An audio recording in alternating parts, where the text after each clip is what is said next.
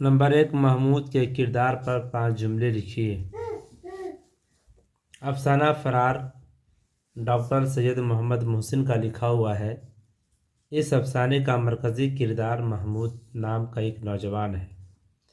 محمود کی عمر جب 10 سال کی ہوئی تو اس کے والدین اچانک انتقال کر جاتے ہیں اور وہ مجبوراً ماموں کے گھر چلا جاتا ہے اور تعلیم حاصل کرتا ہے، لیکن ناسازگار حالات کے باوجود مایوس نہیں ہوتا۔ تعلیم حاصل کرنے کے بعد مقابلہ کے امتحان میں شریک ہوتا ہے اور اس میں کامیاب ہو کر ڈپٹی کلکٹر کا عہدہ حاصل کرتا ہے۔ دوسرا ہے، سر سید کی زندگی کے بارے میں 5 جملے لکھیے۔ جواب ہے، سر سید احمد خان ایک ایسی شخصیت کا نام ہے جس نے قومی اور ملی زندگی کی رہبری اور رہنمائی کی۔ سر سید کی پیدائش 1817 عیسوی کو دہلی میں ہوئی۔ ان کے والد کا نام میر متقی اور والدہ کا نام عزیز النساء بیگم ہے۔ ان کی شادی 1836 عیسوی میں پارسا بیگم سے ہوئی۔ سر سید مسلمانوں کی تعلیمی پستی کی طرف متوجہ ہوئے اور علی گڑھ میں محمدن انگلو اوریئنٹل کالج کھولا جو ان کی موت کے بعد 1920 میں علی گڑھ مسلم یونیورسٹی کے نام سے مشہور ہوا۔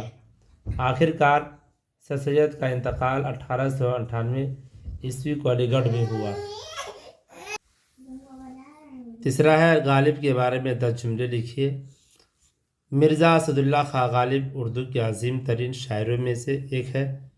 وہ 1797 عیسوی میں آگرہ میں پیدا ہوئے۔ ان کے والد کا نام مرزا عبداللہ بیگ اور والدہ کا نام عزت النساء بیگم تھا۔ مرزا ابھی 5 برس کے تھے کہ یتیم ہو گئے۔ ان کی پرورش چچا نے کی۔ 13 برس کی عمر میں ان کی شادی امراؤ بیگم سے ہوئی۔ غالب ہمیشہ تنگ دست رہے اور اسی پریشانی میں 1869 عیسوی میں ان کا انتقال ہوا۔ رقیہ بھابی کا سراپا کم از کم 10 جملوں میں لکھیے۔ افسانہ بھابی جان میں رقیہ بھابی مرکزی کردار ہے۔ یہ ایک ایسا کردار ہے جو مہر و وفا اور ایثار و قربانی کی خوبصورت مثال ہے۔ رقیہ بھابی کا سراپا یہ تھا کہ وہ صبح اٹھ کر کام شروع کر دیا کرتی تھی۔ ایک وقت تھا جب ان کے گھر 4-5 نوکر ہوا کرتے تھے، مگر اب ان کے گھر میں صرف ایک نوکر تھا جو بازار سے سودا لاتا تھا اور کھانا بھی پکاتا تھا۔ پھر روپیوں کی بڑی تنگی تھی۔ پہلے وہ ہر مہینے ہزاروں روپے اپنے شوق پر خرچ کر دیا کرتی تھی، اب صرف 400 روپے ماہانہ پر ایک کالج میں لیکچرر تھی اور 50 روپے ماہانہ ایک لڑکی کو پڑھانے کے ملتے تھے اور خرچ اپنی جگہ پر بلکہ کچھ زیادہ ہی۔ بچوں اور اپنی ضرورتوں کے علاوہ ایک اچھی رقم انہیں ہر مہینہ مزدوروں اور طالب علموں کے انجمنوں کی دینی پڑتی تھی۔ کئی غریب لڑکیاں صرف ان کی مدد سے پڑھ رہی تھیں۔ افسانہ فرار کا مرکزی خیال بیان کیجیے۔ افسانہ فرار کے خالق سید محمد محسن ہے۔ محمود اس افسانے کا مرکزی کردار ہے۔ فرار ایک ایسی کہانی ہے جس میں محمود نامی نوجوان کی ذہنی کشمکش کو اجاگر کیا گیا ہے۔ قصہ اس طرح ہے کہ محمود کی پرورش غریب خاندان میں ہوئی۔ وہ بچپن سے ہی اپنے گھر میں ماں کی بدمزاجی اور باپ پر بیجا حکمرانی کو دیکھتا آ رہا تھا۔ اس کے والد ایک شریف آدمی تھے، اس لیے اپنی بیوی کے ہر بدسلوکیوں کو جھیلتے آ رہے تھے۔ محمود کی پرورش اسی ماحول میں ہوئی تھی، اس لیے اس کے دل میں عورت ذات سے بے پناہ نفرت کا جذبہ پرورش پانے لگا۔ جب محمود کی عمر 10 سال کی ہوئی تو اچانک اس کے والدین انتقال کر جاتے ہیں اور غریب ماموں کے گھر جاتا ہے اور وہیں اپنی تعلیم مکمل کرنے کے بعد اچھی ملازمت حاصل کرنے میں کامیاب ہو جاتا ہے، لیکن عورت ذات سے و وحشت برقرار رہتی ہے۔ آخرکار اپنے احباب کے مشورہ پر وہ شادی کر لیتا ہے۔ شادی کے بعد سسرال کے زنان خانے میں داخل ہوتا ہے تو اسے بچپن کے گھٹن والا ماحول نظر آتا ہے۔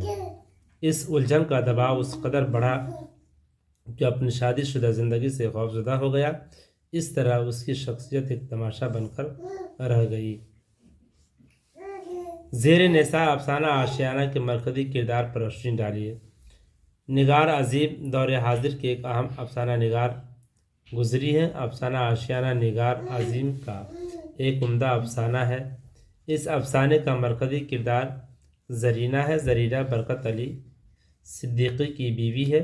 برکت علی ایک اچھی ملازمت سے ریٹائر ہو چکے ہیں۔ ان کا بیٹا سراج بنگلور میں ملازمت کرتا تھا اور اپنے اہل و عیال کے ساتھ رہتا تھا۔ وہاں اپنے والدین کو بھی بنگلور رہنے کے لیے بلواتا تھا۔ سراج اور اس کی بیوی عرفانہ نے اپنے والدین کی خدمت گزاری اور دلجوئی میں دن رات ایک کر دیے تھے، لیکن زرینہ اور برکت علی کے پاس کوئی مشغولیت نہیں، اس لیے دونوں میاں بیوی کے لیے بیکاری ایک مسئلہ بن چکا تھا۔ زرینہ اپنے ذہنی گھٹن کے ساتھ اپنے شوہر کی خاموشی بے چینی کو بھی محسوس کر رہی تھی۔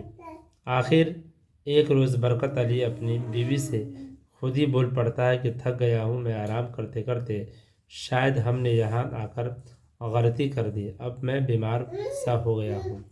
زرینہ اپنے شوہر برکت علی کی باتیں سن کر خوش ہوئی اور دونوں میاں بیوی اپنے آشیانہ کو آباد کرنے کا فیصلہ کر لیا۔ گلوبل وارمنگ سے آپ کیا سمجھتے ہیں؟ گلوبل وارمنگ سے آپ کیا سمجھتے ہیں؟ گلوبل وارمنگ انگریزی زبان کی ایک اصطلاح ہے۔ گلوبل وارمنگ کا پس منظر یہ ہے کہ ہم لوگ جس زمین پر رہتے ہیں، یہ زمین سبھی جانداروں کے لیے بہت مناسب ہے، جبکہ دوسرے سیاروں کا ماحول پودوں اور جانوروں کے لیے مناسب نہیں ہے۔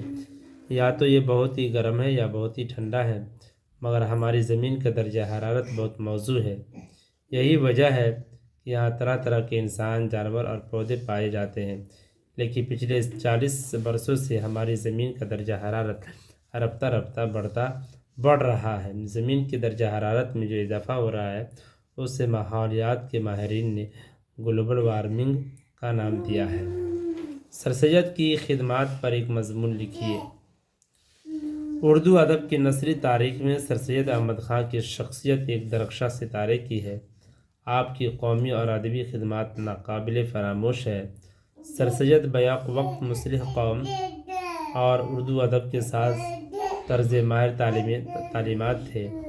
انہوں نے مسلمانوں کی تعلیمی ترقی کے لیے بہت سے رسالے جاری کیے اور انجمنوں کی بنیاد ڈالی۔ اس طرح مسلمانوں کی تعلیمی ترقی کے لیے بہت سے رسالے جاری کیے اور انجمنوں کی بنیاد ڈالی۔ اس طرح مسلمانوں میں تعلیمی تحریک کا جذبہ پیدا ہوا۔ قوم کے لیے سر سید کی سب سے بڑی خدمت علی گڑھ مسلم یونیورسٹی کا قیام ہے۔ سر سید کی علمی تحریک، جسے علی گڑھ کے نام سے یاد کیا جاتا ہے، جو بہت بڑا ادبی کارنامہ ہے۔ سر سید کی زبان نہایت سادہ اور سلیس ہے۔ وہ اپنے مضمون میں صاف، سادہ اور روزمرہ بولے جانے والے الفاظ زیادہ استعمال کرتے ہیں۔ سر سید نے آثار الصنادید، خطبات احمدیہ اور اسماء بغاوت ہند لکھ کر اردو کی بیش بہا خدمت انجام دی۔ اردو میں سادہ نثر نگاری سر سید ہی کی دین ہے۔ سراج کی والدہ اپنے بیٹے کے گھر پر اکتاہٹ کیوں محسوس کرنے لگی؟ افسانہ آشیانہ کا مرکزی کردار زرینہ ہے، جو برکت علی صدیقی کی شریک حیات اور سراج کی والدہ تھی۔ سراج بنگلور میں ملازمت کرتا تھا اور اپنے والدین کو اپنے پاس رکھتا تھا۔ وہ اپنے والدین کو ہر طرح کے آرام و سکھ، چین اور محبت سے نوازتا رہتا تھا۔ وہ اپنے والدین کو کوئی کام نہیں کرنے دیتا تھا۔ سراج کو اپنی والدہ کا آرام بہت پسند تھا۔ ان کی والدہ آرام کرتے کرتے تھک گئی تھی، ان کی مشغولیت نہیں تھی، اس لیے ان کی والدہ اکتاہٹ محسوس کرنے لگی تھی۔ غالب کے خطوط کی زبان پر 5 جملے لکھیے۔ مرزا غالب کا سرمایہ نثر ان کے خطوط ہے، جو انہوں نے 1850 کے بعد اردو میں لکھے تھے۔ اس سے پہلے وہ تمام خطوط فارسی میں لکھتے تھے۔ ان کے خطوط کی زبان نہایت صاف، سادہ، سلیس اور روان ہے۔ اپنے خطوط میں انہوں نے بامحاورہ زبان استعمال کیا ہے۔ ان کے اردو خطوط نے جدید اور اردو نثری کی بنیاد ڈالی ہے۔ ان کے خطوط کے 2 مجموعے ہیں، عود ہندی اور دوسرا اردو معلی۔